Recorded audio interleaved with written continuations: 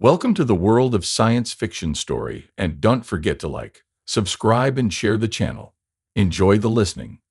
The orbital station Zaven hung like a rusted hive above the gray, desolate planet Targus 9. Its silhouette was jagged and irregular against the planet's pale atmosphere, a chaotic sprawl of flickering lights and grinding machinery. Metal groaned as ancient stabilizers fought to maintain orbit, and exhaust vents belched plumes of toxic steam into the void.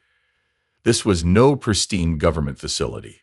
Zaven was a marketplace for everything forbidden elsewhere: rare ores, smuggled tech, and living souls. The docking bay where Kyle Renner's rented shuttle had berthed reeked of fuel and unwashed bodies. The station's recycled air tasted metallic on his tongue, a familiar soreness that reminded him of all the places he'd rather not be. Kyle moved through the press of bodies with practiced ease, his weathered coat pulled tight around his tall frame, hiding the worn blaster holstered at his hip. His gray eyes, aged beyond his years, scanned the crowd with the wariness of prey that had survived too many predators. Once he'd been someone, a cargo shuttle pilot with regular routes and a decent reputation. Now he was just another drifter, scraping by on odd jobs and dodging creditors who'd grown tired of his promises. The weight of his failures hung on him heavier than gravity, and he navigated this brutal world with quiet resignation. Just water and supplies, he muttered to himself, a mantra to focus his mind away from the temptations of the gambling dens that had cost him his ship 3 standard months ago. Get in, get out. That's when he saw her. The auction block stood in a circular clearing at the market center, surrounded by a crowd of buyers whose faces betrayed various degrees of boredom, cruelty, and greed. Slave trading was technically prohibited in most systems, but Zaven operated under no jurisdiction but profit. On the platform stood 5 figures in restraints, 4 humanoids of common species, and one that made Kyle pause mid-stride. She was humanoid but unmistakably alien, slender, with blue skin that seemed to catch the harsh artificial light and transform it into something almost beautiful. Her head was held high despite the heavy slave collar around her neck, a blinking band of metal that suppressed whatever abilities her species possessed. Her eyes, startling golden orbs without pupils, scanned the crowd with a mixture of pain and defiance. The slaver, a sweaty brute with cybernetic enhancements visible along his jaw, noticed her posture and scowled. "Bow your head," he barked, raising a neural whip. When she didn't comply fast enough, he lashed out, the energy tendril crackling as it struck her shoulder. "Bow, you blue freak." She flinched but straightened again, those golden eyes flashing with hatred. Something inside Kyle shifted. The scene before him dissolved, replaced by a memory 15 years old yet razor-sharp. His sister Marera, 16 and terrified, being dragged away by collectors to settle their father's gambling debts. Kyle had been 19, too weak, too slow, too cowardly to save her. By the time he gathered enough credits to track her down, she was gone, sold off-world, destination unknown. The slaver raised his whip again, and Kyle moved without conscious thought, his body operating on instinct rather than reason. Pushed through the crowd, the onlookers, sensing violence, parted easily. Kyle leaped onto the platform in a single bound, fueled by adrenaline, and grabbed the slaver's raised arm. "That's enough," he said, his voice steady despite the thunder of his heart. The slaver's face contorted with rage. "Back off, scavenger. This merchandise is—" Kyle's fist connected with the man's jaw, the impact jarring up his arm. The slaver stumbled but didn't fall, drawing a stun baton from his belt. Electricity crackled along its length as he swung it at Kyle's head. Kyle ducked, feeling the heat of the weapon as it passed over him, then lunged forward, his shoulder ramming into the slaver's gut, driving the air from his lungs. In ensuing struggle, Kyle managed to wrest the baton away, and with a sickening crack, brought it down on the man's temple. The slaver dropped like a stone. The crowd froze, uncertain whether to intervene. The market's ambient noise, haggling voices, clanking machinery, seemed to dim as all eyes turned to the platform. Kyle stood over the unconscious slaver, breathing hard, the stolen baton still clutched in his hand. The blue-skinned woman stared at him, her expression unreadable. Then, with deliberate calm, she extended her neck, offering him access to the collar that bound her. Kyle hesitated only a moment before stepping forward. The collar's locking mechanism was standard issue. He'd seen similar ones during his legitimate cargo runs. He found the release panel and jammed the baton's electrified tip into it. The collar sparked, its lights flickering before dying completely. It fell away, revealing a band of paler blue skin beneath. "Run!" he shouted, grabbing her wrist. Her skin was cool to the touch, almost cold, but she didn't resist as he pulled her from the platform. The market erupted into chaos. Someone shouted for security, and the crowd scattered in every direction. Kyle and the woman bolted through the thinning throng, dodging between stalls and appending crates to slow pursuit. She moved with uncanny grace despite her apparent exhaustion, her bare feet soundless on the metal deck plates.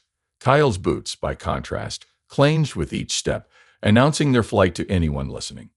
Security drones wailed overhead, their red scanning beams sweeping the corridors. The station's automated voice blared from wall-mounted speakers. Unauthorized liberation of property. Security lockdown in sectors 7 to 12. Kyle swore under his breath. They needed to get off the main concourse. He veered sharply into a side passage, pulling the woman with him. The corridor narrowed, its ceiling low enough that Kyle had to duck. Emergency lights cast everything in a sickly red glow. Behind them, heavy footfalls signaled the arrival of mercenary security, guns for hire who enforced the station's loose laws with excessive enthusiasm. A blaster bolt struck the wall beside them, showering them with sparks. The woman flinched but didn't cry out. At the corridor's end, Kyle spotted what he was looking for. A maintenance shaft, its access panel half hidden behind a stack of empty crates. He shoved the crates aside and pried open the panel, revealing a dark crawl space. "In here," he urged, boosting her through the opening before scrambling in after her. He pulled the panel shut just as a group of mercenaries thundered past, their voices echoing in the narrow corridor. The shaft was cramped and pitch black. The only sound their ragged breathing and the distant wail of security alarms. Kyle fumbled in his pocket for a light stick, cracking it to release a pale blue glow. The chemical light illuminated their refuge, a dusty service tunnel barely wide enough for two people to sit side by side. But the woman had pressed herself against the opposite wall, her golden eyes reflecting the light like a nocturnal animal's. Now that they weren't running, Kyle could see she wore only a simple shift of rough gray fabric, torn at one shoulder where the whip had struck. Her blue skin was marred with older bruises, some faded to a dull purple. "I'm Kyle," he said, his voice hushed despite the unlikelihood of being overheard. "Kyle Renner." She studied him silently, her gaze unnerving in its intensity. When she finally spoke, her voice was low and melodious, with an accent he couldn't place. "I am Blaira." "Are you hurt?" he asked, gesturing to her shoulder. She ignored the question. "Why did you intervene?" Kyle shifted uncomfortably. "I don't know. It seemed like the right thing to do." "The right thing," she echoed, as if testing an unfamiliar concept. "And now what is your plan, Kyle Renner?" He hadn't thought that far ahead. The reality of his situation crashed down on him. He'd assaulted a slaver, stolen property worth thousands of credits, and was now a fugitive on a station controlled by people who'd happily skin him alive for less. "I'm not sure," he admitted, "but we need to move soon. This station has a lot of hiding places, but they'll lock down the docking bays." Lyra's expression darkened. "You should have left me." "Why? So you could be sold to the highest bidder." "Because you've just made a terrible mistake," she said, her golden eyes gleaming in the dim light. "One you don't even understand." Kyle had expected gratitude, or at least relief, from the woman he'd rescued. Instead, Lyra regarded him with a mixture of resignation and wariness as they huddled in the maintenance shaft, the glow stick casting eerie shadows across her blue features. "What do you mean, a mistake?" he asked, keeping his voice low. The mercenaries had passed, but sound carried strangely through Zavin's metal bones. Lyra's gaze didn't waver. The collar wasn't just a restraint, it was a bond, a marker of ownership. "Well, it's gone now," Kyle said, confused by her somber tone. "You're free." She gave a short, bitter laugh. "No, I'm not. On my home world, Zarin, an ancient custom binds a freed slave to their liberator." She touched the pale band of skin where the collar had been, not by debt or gratitude, but by something deeper, something primal that we cannot ignore, no matter how much we might wish to. Kyle stared at her, convinced she was speaking metaphorically. "I didn't free you to own you. I don't believe in slavery." "What you believe is irrelevant," she replied, her voice tight with frustration. "You didn't free me, you claimed me. I cannot leave you now, even if I hate it, even if it kills me." Kyle laughed nervously, the sound echoing in the narrow space. "That's absurd. I'm not holding you here. You can go wherever you want." The look she gave him silenced his laughter. Her eyes held the weight of generations of traditions he couldn't begin to understand. You think I'm speaking of choice? This is physiology, not philosophy. My people evolved this trait over millennia as a survival mechanism. Once bonded, we physically cannot abandon or, she hesitated, distaste evident in her expression. Masters. Kyle felt sick. I'm not your master. Tell that to my body's autonomic responses. She closed her eyes briefly, as if fighting a wave of pain. If I tried to leave you, I would experience symptoms similar to what you'd call withdrawal, pain, disorientation, eventually seizures and death. That's horrible, Kyle said, genuinely disturbed. There must be some way to break it. Only death, Lyra said flatly. Yours or mine? The silence that followed was heavy with implication. Kyle shifted uncomfortably, acutely aware that he'd just become responsible for another life through an act of impulsive heroism. Why were you being sold? He asked, changing the subject. How did you end up on Zaven? Lyra's expression hardened. I wasn't just any slave. Was the daughter of a clan leader on Zarin. Our world is hostile to outsiders, but rich in resources.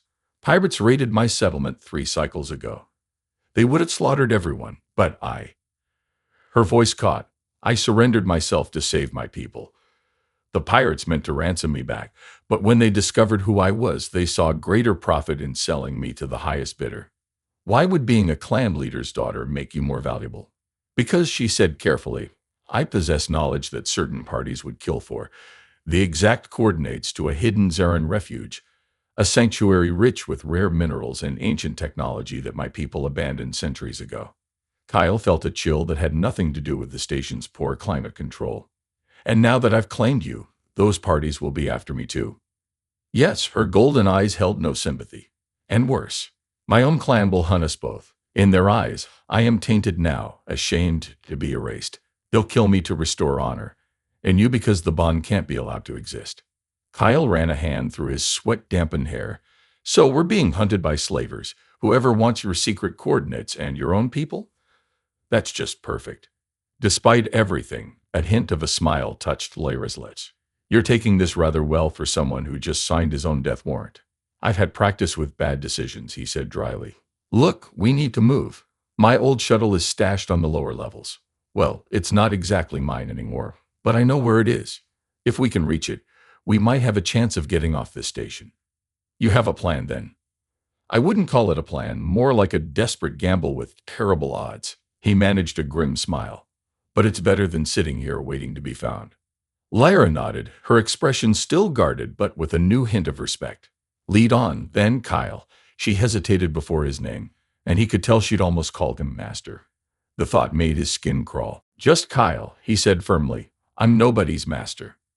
The journey through Zavin's underbelly was treacherous. The lower levels were a maze of service corridors, abandoned storerooms, and squatter camps where the station's poorest residents eked out miserable existences. Kyle led the way, relying on old memories from his smuggling days to navigate the labyrinth. They dodged station patrols, skirted territorial gang lookouts, and twice had to backtrack when they encountered corridors collapsed from neglect. In one section, they crawled through ventilation ducts so narrow that Kyle's shoulders scraped the sides, the metal hot enough to burn through his jacket. Lyra moved like a shadow behind him, her breathing controlled even in the most stressful moments. At a junction where 3 corridors met, they stumbled upon a raid trap, a crude but effective proximity mine set by smugglers to protect their territory. Kyle spotted the telltale blinking light seconds before they would have triggered it. He grabbed Lyra, pulling her back around the corner as he explained the danger in hushed tones. Can you disarm it? She asked, peering cautiously around the edge. Not without tools, Kyle replied. We'll need to find another way. They backtracked to a maintenance shaft that ran parallel to the corridor. The grate was rusted shut, and it took both of them pulling with all their strength to break it free. The noise, a metallic screech that echoed down the corridor, made Kyle wince. Someone will have heard that, Lyra warned, already slipping into the shaft. She was right. Before Kyle could follow, a shout echoed from the direction they'd come. A gang of scavengers, territorial and vicious, had heard the noise and were closing in fast. Kyle dove into the shaft just as a barrage of blaster fire hit the wall where he'd been standing. They crawled frantically through the dark passage, emerging into a dimly lit storeroom filled with abandoned shipping containers. No sooner had they caught their breath than the door at the far end burst open. Three figures stood silhouetted against the brighter light of the corridor beyond, not scavengers, but mercenaries, their armor marked with the symbol of the Slave Trader Guild. "There they are," one shouted, raising a pulse rifle. Kyle ducked behind a container, pulling Lyra down as energy bolts sizzled overhead. He drew his blaster, an old model with unreliable power cells, and returned fire. His first shot went wide, but the second caught one mercenary in the shoulder, spinning him back through the doorway. "Stay down," he told Lyra, preparing to fire again. To his surprise, she ignored him, rolling to another container and coming up with a length of metal pipe in her hands. Before he could protest, she had hurled it with uncanny accuracy. The makeshift projectile struck the second mercenary in the head with a sickening crack, dropping him instantly. The third attacker, wisely deciding that the pay wasn't worth the risk, retreated, sealing the door behind him. "Nice throw," Kyle said, impressed despite himself. Lyra shrugged. "On Zarin, we learn to fight with whatever is available." They continued their descent, reaching a level where the station's artificial gravity fluctuated unpredictably due to damaged generators. They walked normally one moment, then found themselves nearly floating the next, their steps becoming awkward bounds that threatened to send them crashing into walls and ceilings. At a particularly damaged section, they faced a chasm where the floor had completely collapsed, leaving a 10-meter gap. The walkway on the other side was their only path forward, but with the gravity fluctuating, the jump was impossible to gauge. "We'll have to find another way," Kyle said, looking around for alternatives. Lyra studied the gap, then the flickering gravity indicators on the wall. "No, we jump. That's suicide. The gravity fluctuates in a pattern," she insisted, pointing to the indicators. 3 seconds normal, 2 seconds low, repeat. "If we time it right, we launch ourselves during low gravity. Then the return to normal will pull us down on the other side." Kyle stared at her in disbelief. "And if your timing is off by half a second?" "Then we die," she said simply. "But the alternative is to turn back into the arms of those who hunt us." She was right, though Kyle hated to admit it. He nodded grimly. Together, then, they positioned themselves at the edge, watching the gravity indicators. As the light shifted, signaling the dropping gravity, they pushed off simultaneously. For a heart-stopping moment, they sailed through open space, the chasm yawning beneath them. Then, just as Lyra had predicted, gravity reasserted itself, pulling them down onto the walkway with bone-jarring force. Kyle rolled with the impact, coming up breathless but intact. Lyra landed beside him with feline grace, barely fazed by the jump. Their moment of triumph was short-lived. A patrol of station security rounded the corner ahead, shouting for them to halt. From behind, the mercenary who had fled earlier returned with reinforcements. They were trapped on the narrow walkway. "This way." Kyle grabbed Lyra's arm, pulling her toward a service ladder that led further down. They climbed as fast as they could, energy bolts striking the metal around them. One blast hit uncomfortably close, and Lyra gasped as it seared her shoulder. At the bottom of the ladder, they found themselves in a firefight between two rival gangs who had been battling for territory. Caught in the crossfire, they ran blindly, ducking beneath makeshift barricades and leaping over the bodies of the fallen. A stray shot caught Lyra square in the back. She stumbled but didn't fall, her body absorbing the energy in a way no human could have survived. Her skin paled to a ghostly blue, betraying her pain, but she fought on. When they finally found shelter in an abandoned maintenance closet, Kyle saw the extent of her injury. The blast had burned through her clothing, leaving an angry mark across her shoulder blade. He tore a strip from his undershirt and soaked it with water from his flask, pressing it gently against the wound. "Why did you shield me back there?" he asked quietly. "You could have let me take the hit." Lyra winced as the cool cloth touched her burned skin. "It wasn't a choice. The bond. It compels protection as much as obedience." "This bond seems awfully convenient for the master," Kyle said bitterly. Her golden eyes flashed. "It evolved as a survival trait. In ancient times, when stronger tribes conquered weaker ones, those who formed bonds with their new masters were more likely to survive and reproduce. Those who fought were killed." "Evolution with a cruel sense of humor," Kyle muttered. Lyra regarded him with a mixture of curiosity and caution. "Why did you really free me?" "The truth this time." Kyle's hand stilled on her wound. The memory of Marrera surfaced again, her frightened eyes as she was dragged away, her voice calling his name. "My sister," he said finally.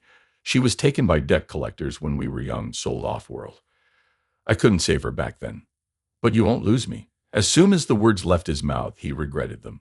Lyra flinched away from his touch, her expression hardening. I don't need your pity, she said coldly. And I am not your sister's replacement. I didn't mean. Yes, you did. She stood, putting distance between them despite the closet's confined space. I am not your redemption, Kyle Renner. Do not mistake this bond for anything but what it is, a biological curse that neither of us wanted. Kyle nodded, accepting her rebuke. You're right. I'm sorry. After a tense silence, he changed the subject. We're almost to the lower docking bay. My old shuttle should still be there if my friend Tesh has kept his word about fixing it. And if he hasn't, Kyle managed a thin smile. Then we'll need a new plan. The lower docking bay was a sprawling chamber filled with vessels in various states of disrepair. Unlike the upper levels, where sleek traders and luxury cruisers berth, this was where the dregs ended up. Smuggler ships, salvage haulers, and derelict craft abandoned by owners who couldn't afford repairs. The air smelled of coolant, plasma residue, and desperation. Kyle led Lyra through the maze of vessels, staying close to the shadows. Station security was thinner here, but that didn't mean they were safe. The lower bay operated on its own economy of favors and bribes, and anyone might sell them out for the right price.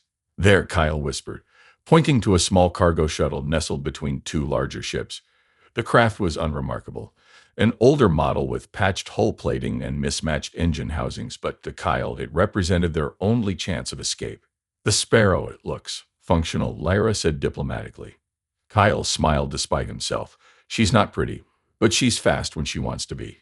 I used to run cargo in her before I lost her in a game of stellar dice. You gambled away your ship. The incredulity in Lyra's voice made him wince. Not my finest moment, he admitted. But the current owner owes me a favor, and my friend Tesh has been working on her engines.